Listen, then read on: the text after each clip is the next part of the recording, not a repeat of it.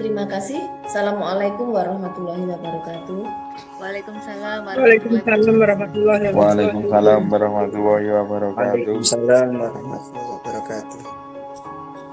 Bapak Ibu sekalian, syukur alhamdulillah pada malam ini kita masih diberi kenikmatan berupa kesehatan sehingga kita bisa bertemu secara online untuk mendengarkan diseminasi yang akan dilakukan oleh Ibu Dwi Fitrianingsih. Adapun acara pada malam hari ini adalah yang pertama pembukaan, yang kedua pemaparan materi, yang ketiga sharing dan tanya jawab, kemudian refleksi dan nanti diakhiri dengan penutup.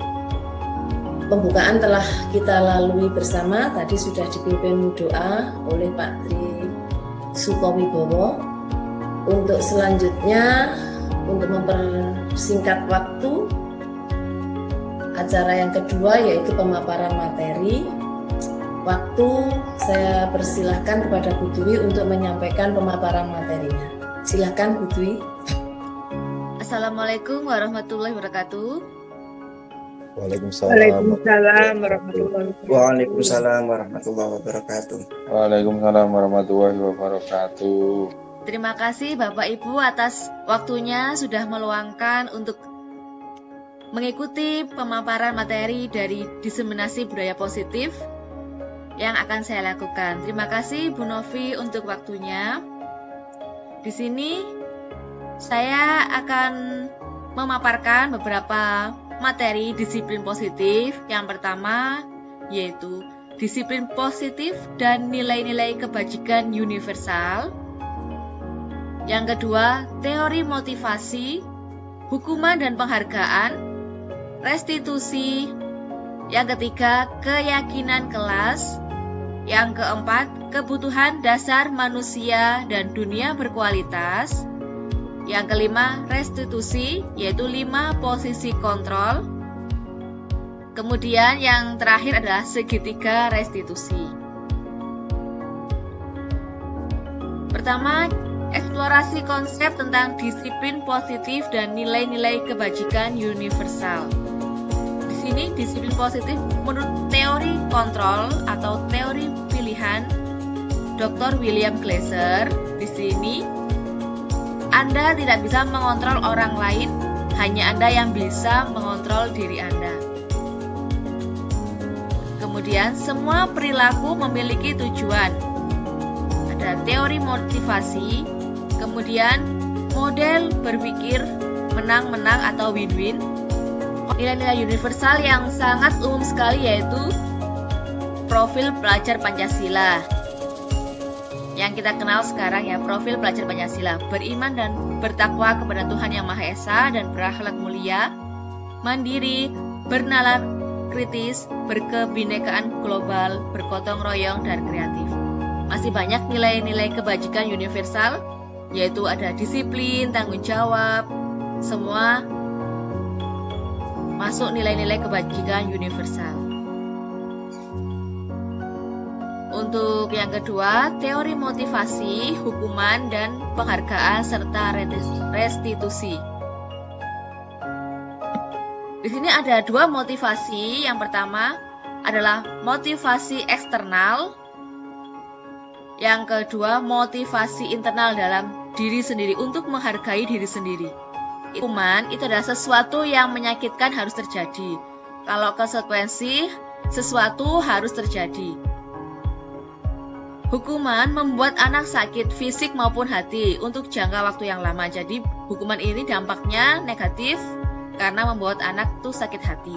Kalau konsekuensi membuat anak merasa tidak nyaman dalam jangka waktu pendek. Hukuman, anak membenci kedisiplinan. Konsekuensi, anak menghargai disiplin. Hukuman itu paksaan. Kalau konsekuensi itu stimulus tanggapan. Hukuman mendorong anak menyakiti diri sendiri. Konsekuensi mendorong anak agar mudah menyesuaikan diri. Ciri-ciri restitusi di sini bukan untuk menebus kesalahan, namun untuk belajar dari kesalahan. Kemudian memperbaiki hubungan. Jadi di sini guru dengan murid akan terjadi hubungan yang harmonis. Ketiga itu tawaran bukan paksaan. Jadi ada kesepakatan. Yang keempat, restitusi menuntun untuk melihat ke dalam diri.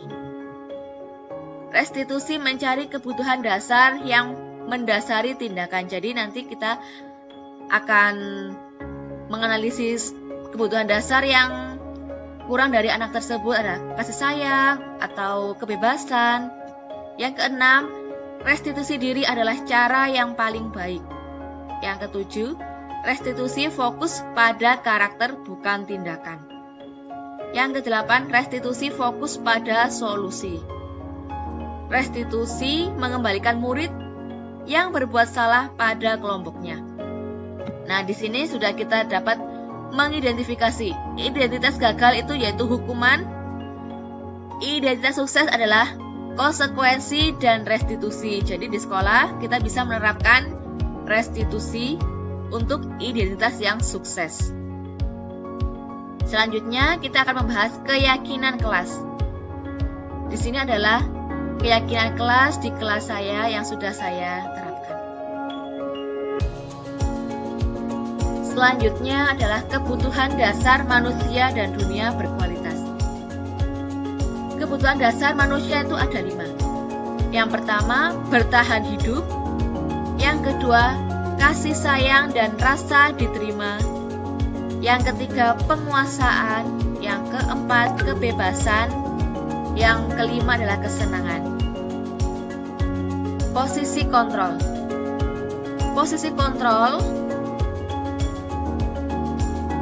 itu ada penghukum, pembuat orang merasa bersalah, sebagai teman, sebagai pemantau, dan sebagai manajer.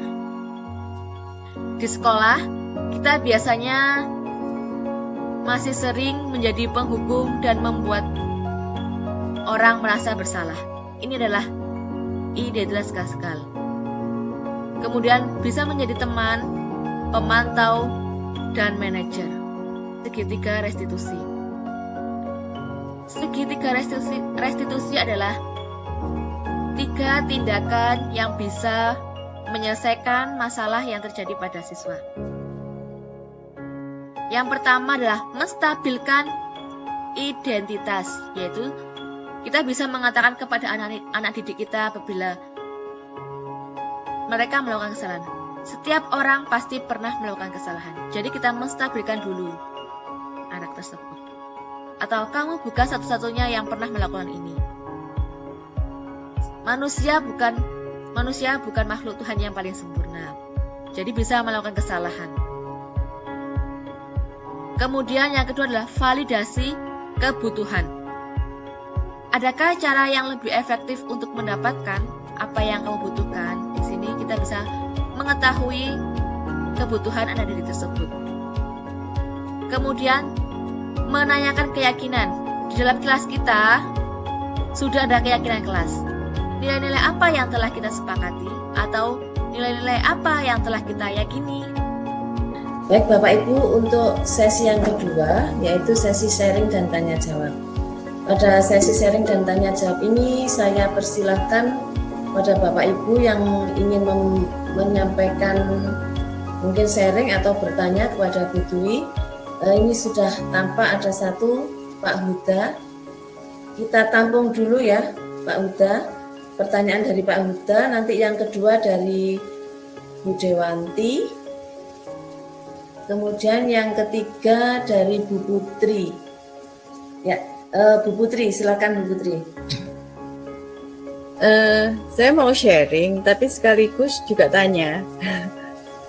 Karena gini, di kesepakatan kelas saya itu anak-anak ini bikin kesepakatan kelas seperti ini, yang nggak piket bakal kena denda. Saya ini kan jadi kemarin itu pas waktu ada tugas apa ya, itu jadi saya agak ragu gitu loh. Sebenarnya ini kan memang keyakinan kelas. Tapi kalau ada unsur denda, meskipun itu memang kesepakatan anak-anak, jadinya kan nanti akhirnya condongnya nanti kan ke konsekuensi ya, gitu. Apakah benar keyakinan kelas saya yang seperti itu? Karena tapi memang ini kesepakatan kelas anak-anak memang yang mengajukan bukan saya. Dia anak yang usul sendiri, Bu kalau nggak piket denda 5.000 gitu. Sedangkan itu kan mengandung istilahnya kan kayak konsekuensi juga ya. Apakah sudah benar keyakinan kelas yang saya buat seperti itu? Kalau masih ada istilahnya mengandung hukuman atau konsekuensi seperti itu, apakah saya harus merevisi keyakinan kelas saya?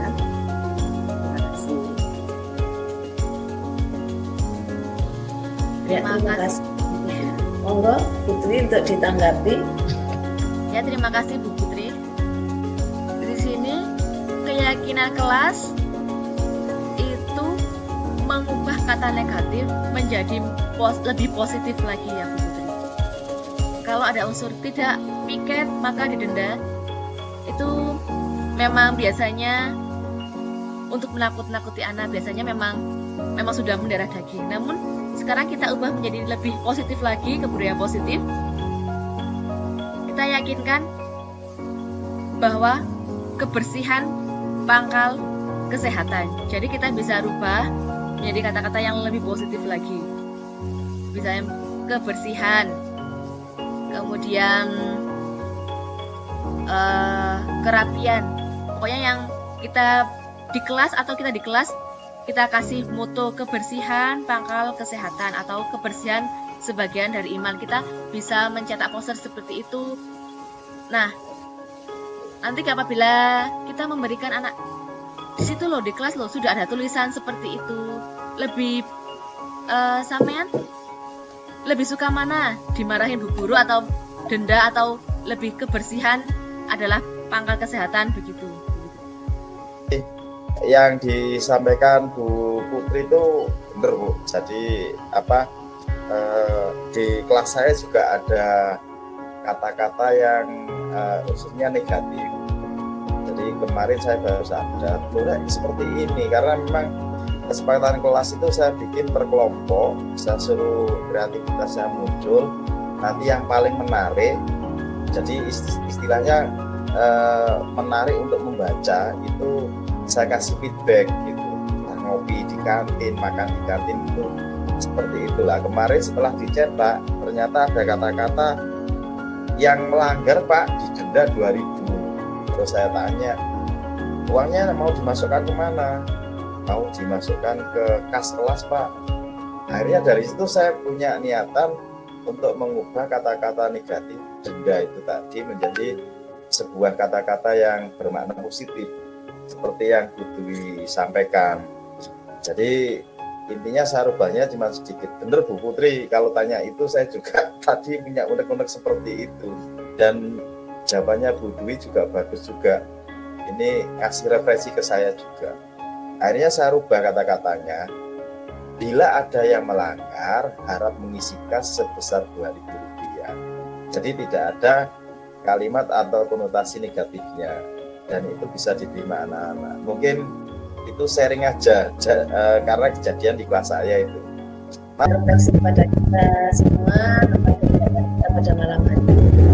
Bapak Ibu sekalian, kita pada penghujung acara, yaitu penutup, supaya apa yang kita laksanakan pada malam hari ini mendapatkan manfaat bagi kita. Untuk menutup acara ini, saya persilakan kepada Pak Tri Sukowibowo untuk memimpin doa bersama. Monggo Pak Tri. Terima kasih atas waktunya yang diberikan kepada saya. Dari awal sampai akhir saya lihat kegiatan ini berjalan dengan baik. baik dan ilmunya bermanfaat, dan mudah-mudahan apa yang kita lakukan hari ini dicatat sebagai amal yang baik oleh Allah Subhanahu wa Ta'ala. Pada akhir doa mudah-mudahan apa yang kita lakukan juga mendapat pahala dari Allah Subhanahu wa Ta'ala. Berdoa kita silakan.